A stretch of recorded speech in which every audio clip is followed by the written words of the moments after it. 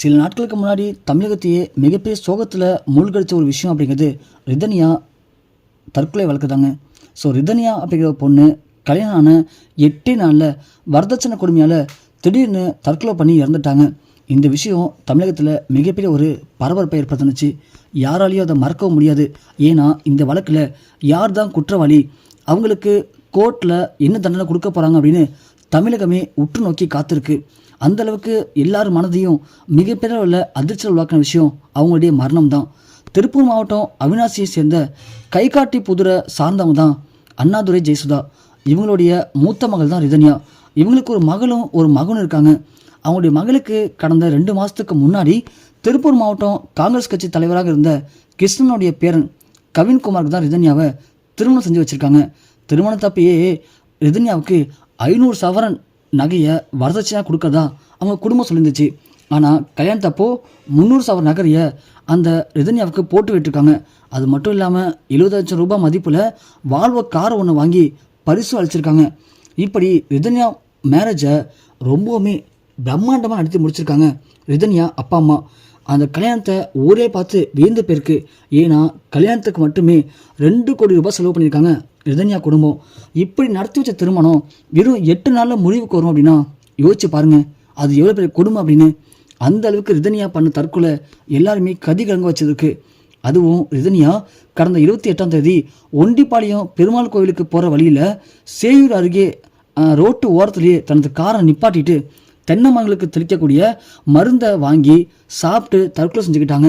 இந்த சம்பவம் தான் திருப்பூர் மட்டும் இல்லைங்க, ஒட்டுமொத்த தமிழ்நாட்டையுமே அதிர்ச்சி அடைய வச்சது. இது குறித்து செய்தி வெளியான உடனே குடும்பத்தினர்கள் எல்லாருமே பத்திரி அடித்து ஓடி போய் காவல்துறையில் கம்ப்ளைண்ட் பண்ணாங்க.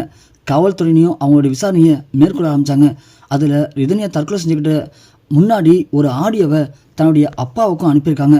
அந்த ஆடியோவில் தன்னை வரதட்சணை கேட்டு என் மாமியார் சித்ராதேவி, மாமனார், அப்புறம் கணவர் கவின்குமார், இவங்க 3 பேரும் மனதளவிலையும் உடல் அளவிலையும் என்ன ரொம்பவுமே கொடுமைப்படுத்தியிருக்காங்க. என்னால் அந்த வேதனையை சொல்லவும் முடியல, தாய்க்கவும் முடியல. என்னால் வேறு வழி இல்லாமல் நான் இந்த உலகத்தை விட்டு போகிறேன் அப்படின்னு ரிதன்யா பேசின அந்த கடைசி வீடியோ எல்லாரையுமே கதிகலங்க வச்சுது. அதுக்கப்புறம் தான் அவங்க குடும்பத்தினர்கள் பயங்கரமாக கொந்தளிச்சாங்க. என்னுடைய மகளை வரதட்சணை கேட்டு கொடுமைப்படுத்தி கொண்டு இருக்காங்க இந்த குடும்பம், அதனால் அவங்களுக்கு சரியான தண்டனையை வாங்கி கொடுங்க அப்படின்னு தொடர்ந்து போராடி வந்துட்டு இருக்காங்க. ஆனால் போலீஸ் விசாரணை அப்படிங்கிறது ரொம்பவுமே தோய்வாக இருக்குது அப்படின்னு அவங்க இந்த வழக்கை சிபிசிஐடிக்கு மாற்ற சொல்லி கோரிக்கையும் கொடுத்துருந்தாங்க. இப்போது இந்த வழக்கு அடுத்த லெவலுக்கு வந்திருக்கு. அதாவது இந்த வழக்கு போலீஸ் விசாரணையில் இருக்க வரைக்கும் கண்டிப்பாக நல்ல ஒரு தீர்ப்பு கிடைக்க வாய்ப்பில்லை. ஏன்னா அந்த பையனுடைய அப்பா ஒரு அரசியல் பின்புலம் உள்ள ஃபேமிலி. அதனால் இந்த கேஸ் இப்போது சிபிசிஐடி கைக்கு மாறிட்டதா மிக முக்கியமான தகவல் கிடச்சிருக்கு. அது மட்டும் இல்லாமல் ரிதன்யாவுடைய பீரோவில் ஒரு முக்கியமான லெட்டர் கிடச்சிருக்கான். அந்த லெட்டரில் அவங்களுடைய கஷ்டத்தை சொல்ல முடியாமல் ஒரு லெட்டராக எழுதியிருக்கதா தகவல் கிடச்சிருக்கு. அதில் அவங்க கணவர் ரொம்ப போட்டு குடும்பப்படுத்தியிருக்காரு. அதாவது இது ஒரு வரதட்சணை குடும்பமாக இல்லாமல் பாலியல் துன்புறுத்தலாகவும் அவங்க அந்த லெட்டரில் எழுதியிருக்கதா தகவல் கிடச்சிருக்கு.